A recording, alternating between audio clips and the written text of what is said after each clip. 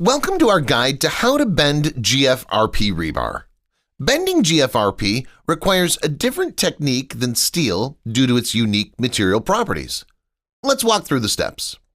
Before starting, it's important to understand GFRP rebar's bend radius. Unlike steel, GFRP rebar has specific limits to avoid compromising strength. Check with your supplier for recommended bend guidelines. If your project requires bending within these limits, use a manual rebar bender to create the bend. Secure the rebar in the bender, apply slow and steady pressure, and avoid sharp bends that could damage the fibers. And there you have it, a properly bent GFRP rebar that maintains its integrity. Always follow the recommended guidelines to get the best results. For more tutorials, check out our other installation videos.